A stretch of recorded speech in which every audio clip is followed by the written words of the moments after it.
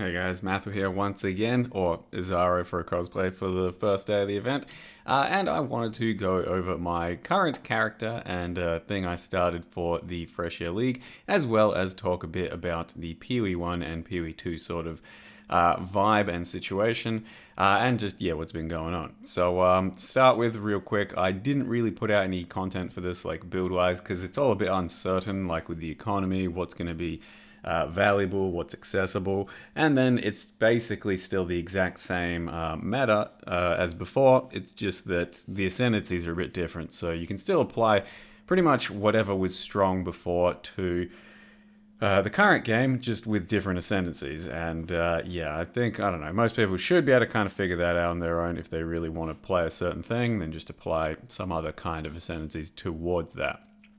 So I didn't really do anything content-wise with that, but the character I chose to play was the Wildspeaker that has a minion deck stacking node that gives you damage in the form of minion damage from stacking decks, and then I wanted to try Dominating Blow for the first time ever because it capitalizes largely off of increased minion damage.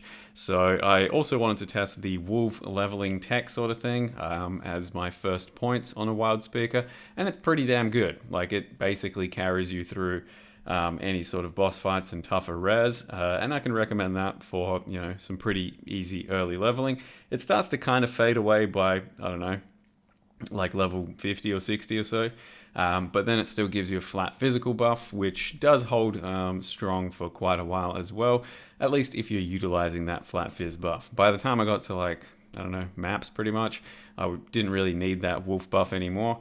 And I just spec'd into charges, and then I started to use, perma charges basically from the Wildspeaker to get good sustain for frenzies and power charges, and still going strong with the Dominating Blow thing. But I don't know if it's really for me. You do have extra minion things that kind of do extra work, but otherwise clutter the screen.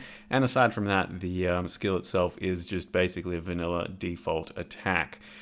So it seems strong enough, and I've still been going through mapping and progressing my character, and there's a long way to go to its end game. So I see the potential for the build, but I don't know if I love the setup with the Dominating Blow. So we'll see how it goes.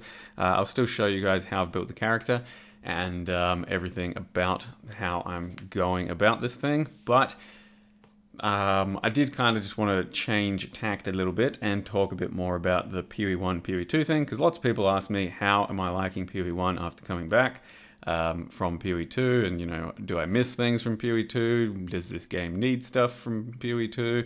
You know, pros, cons, whatever the fuck. So just real quick, I did want to talk a bit about that, and let's start with, for the most part, I do like both games for their own respective sort of strengths versus the weaknesses. So the strength in PoE 1 is definitely still just how big it is, how versatile stuff is, how much stuff there is to do, how many builds there are to play, the crafting. Overall, just a much more well fleshed out game compared to PoE 2. So it's still got that strength. It's still very much basically the leader of the ARPG genre, and I don't think that's really changed. The only sort of downside at the moment coming back is that it's not really a new league, it's not really new content. So if you were kind of done with PoE before and waiting for more, you're probably still kind of done. You do get new ascendancies, which, you know, you can fuck around with, and it's pretty fun to, you know, do some different kind of theory crafting. But at the end of the day, the meta hasn't really changed too much, and there isn't new content for you to do. So it's definitely doesn't feel strictly like a new league start to me, and has, you know, a bit more to be desired. But yeah, it still is what it is. Still PoE 1. It's still a great game, and if you've never tried it, there is going to be a very large amount of PoE for you to discover and enjoy. If you're coming from a PoE 2 perspective, then it should be pretty easy to get into now, since you're fairly familiar with how the game works and the systems. There's just a lot of them, and there's just lots to discover and lots to do. So focus on what's in front of you, slowly chip away at it, and you should have plenty of fun. So coming from PoE 2, some of the things that I do miss that was pretty immediately apparent as many other people have said, is the identify scroll stuff. So I don't hate the identify system still. I think it's completely fine, and throughout most of the campaign it's actually pretty fine. But by the time you get to maps, you do get pretty overwhelmed with loot, and still just having individual identify scrolls for the amount of loot that we get actually now coming from PoE 2 really does feel archaic as fuck and like a thing of not even the past, because like I also played Diablo 2 just recently a bit, and that 25 or so years ago had a identify all Deckard Cain sort of thing. And in PoE 2, now you're very used to finishing a map, going to your Doriani, snap, identifying everything. And coming back to PoE 1, it really feels pretty inexcusable to still have this as a system. And I think I'm willing to die on this hill at this point, because like prior to, doing PoE 2, it was kind of an annoyance, but something I was willing to put up with because it was like always just the way it was, right? Coming back to this from the luxury of that, it just feels wrong. Like there's no reason for it anymore in this sort of end game where there's so much loot and there's just so much little micromanaged clicking and then vendoring. So yeah, the identify scroll thing, I think it's kind of a big one. WASD, I do miss WASD. I did enjoy playing around with it, and it also enabled one thing that I think is superior for this sort of genre, and that is the cast while moving. It solves the problem of several channel skills and playstyles and stuff just being bad by standing still all the time. So yeah, WASD combined with the fact that you get to cast while move, I think is definitely missing. I don't think it's ever going to come to PoE 1, and they're just going to be different that way, because PoE 2 was built from the ground up to have WASD and WASD combat, whereas this, if you just implement it, I think it'll be kind of weird anyway. So yeah, that's the two main things I absolutely miss. PoE 2 otherwise just has a very polished sort of feel to it for the animations, the spells, the mobs. So absolutely, just the much more modern graphics and stuff, and then also the campaign. I do think the campaign is just pretty far superior to PoE 1, and going through that is more enjoyable. Yes, it's got some pretty big zones, but overall, it's after playing the PoE 1 campaign so many times, I'm still pretty much ready to go through the PoE 2 campaign a bit more at the moment, at the very least. So as far as I can think, that's mostly like kind of the pros and cons. PoE 2 still has a lot of work to be done to be, a big game, an actual proper game, because it's like, fucking 20% of the way there or something for all its content to be out. Whereas this one, PoE 1, is an absolute behemoth.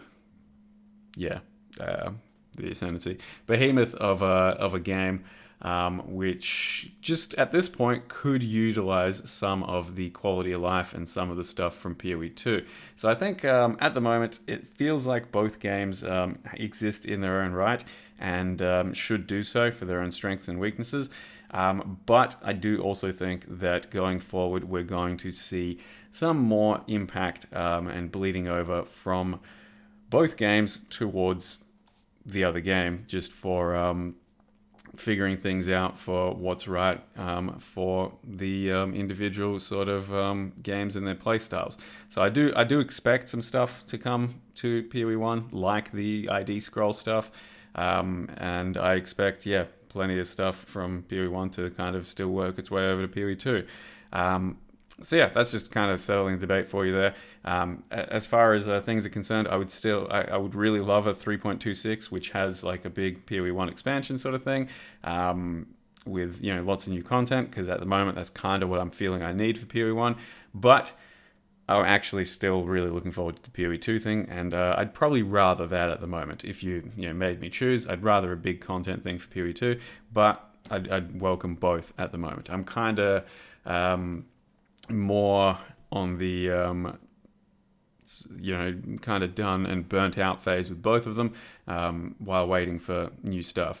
That said, I'm still going to try and get into this event and see if we can make a few builds and cook up some ascendancies and stuff. If it doesn't happen, it doesn't happen, but I think there's a pretty good chance that I can deep get into a bit more of a deeper feeling with the new ascendancies here, and some builds that maybe I've been looking at trying that just haven't had a chance to get around to, but with a new spin. So with that, let me just go ahead and show you what my character right now looks like in the current event. So here we are. I'm currently level 81, and to get to this point, it's taken me 13 hours. I was pretty tired on day one, and did as much as I could yesterday as well. But I haven't full blasted like all the hours and stuff. But just been working at it, slowly at my own pace. I think it took me 8-9 hours to get through the campaign with this little setup. Nothing too crazy, wasn't going super fast. And it's been pretty respectable for, the amount of sort of fine-tuning my character currently has, and it is based around Dominating Blow of Inspiring. Increases and reductions to minion damage also apply to the skill's damage at 277% of their value. Seeing this node, I wanted to combine that with Dominating Blow.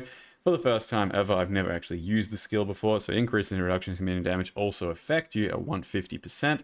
So I think that means that my, if I get like 1500 dexterity in the end, which is usually a realistic amount of dexterity for a dex stacker, it just might not be on league start. I've currently got 710.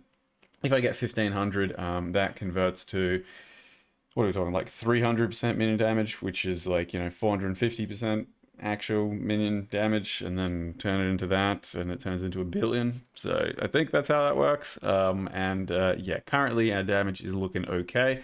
Tooltip wise, we're looking pretty fresh for how weak my setup is, and it's gone pretty good. So I'm also utilizing Aspect of the Cat to then give me Frenzy and Power Charges basically permanently. Currently, I'm not fully permanent on Frenzy because I am using Dark Ray Vectors, which reduces the duration on Frenzies, but I'm probably just going to take the charge duration again, and then it cycles on and off to be basically permanent all the time for all those charges. I did level with the wolf thing, and you can still do that. You can even build around it because it gives you 6 to 12 fizz per wolf, so it's 60 to 120 fizz, which is nothing to sneeze at, especially if you're doing something like face breakers, for example. So it might factor in for some builds, but I've still got 2 points left to go. It might be wolves just for a bit of extra fizz, and then maybe build a bit more into that, or it's maybe just the suppress to take care of some spell damage, or it might be the headhunter thing, or it could be tailwind for a bit of extra. I don't know what my last 2 points are yet, but I'm building around that. And the idea was to also go a dex stacking sort of foil, which has 2 to 4 cold damage per 10 dex. And then also, ideally, if I can get the Runecraft, the 2-meter Runecraft for swords. And then we should have basically a ranged default stab build with billions of damage. That was my idea, that was my concept. Pretty much everything I was thinking about as a starter was probably going to be too ambitious because it required more of a second character style gearing system. So we had to pull the trigger on something, and yeah, realistically, a deck stacker as a first character, not really ideal. Probably do want to save it for a second character, but going to try and make it work. So most of the stuff is just like leveling gear, but I've made some things kind of work. So Dark Ray Vectors, pretty easy just for more frenzies. Star Conjure, just good for a bit of extra dexterity. Otherwise, this is stuff I just got through leveling and haven't really replaced. Yeah, we're still a very much work in progress kind of character. I did grab a amulet that has a bit of dexterity on it, and then that's kind of it. So that's the situation. I've got Dominating Blow, I'm using Multi-Strike, added Cold, and Ice Bite. That's currently where pretty much all of my damage is coming from. I did use Ancestral Call throughout the entirety of leveling experience, but just then swapped into Multi-Strike. And I was utilizing this for an additional attack as well. Additional strike, sorry. So that's when you kind of don't need Ancestral Call anymore, but it still will probably feel good to use it. So once I get 5 link, I might still keep using Ancestral Call just for clear. And I leveled up until about 30, up until about 50 actually, with Frostblades on a 4 link and Spectral Throw as kind of my single target. Once I got my Ascendancy and enough sort of dexterity and shit, I then got Dominating Blow going, and that's how I've been leveling ever since then. I'm also using, what do we got? Herald of Purity, Herald of Ice, and Anger at the moment for all our damage. I'll probably get rid of Anger and maybe keep both of these because Herald of Ice should be pretty good with all that minion damage. Herald of Purity might be good as actual minions, so I'm not really sure about Herald of Purity. I'm not really sure about Dominating Blow minions as to what they're going to do for the build, but we'll see how that goes as I keep leveling. Other than that, the passive tree is just going all over the place to get dexterity and charges and, you know, various crit stuff since we are a crit build. And supposed to kind of be a cold based build, so I've got some cold there. And, you know, fortify over here, extra charge with splash over there, extra attack, sorry, with splash over there. Might still do like rage, don't know if I want to, but maybe. Otherwise, maybe like some more dexterity and shit. And that's currently the character. So the new set looks pretty good. Looks pretty good in PoE 2. Likewise with the cloak for Twitch drops. So if you haven't yet, do try and get yourself that stuff. You got plenty of time. You need to hit level 80. And there's going to be lots of builds in the coming weeks that people will post for you to try. So, yep, those are some PoE 1 and 2 opinions. That's my current character. I hope all that was useful. Thank you very much for watching. See you guys next time.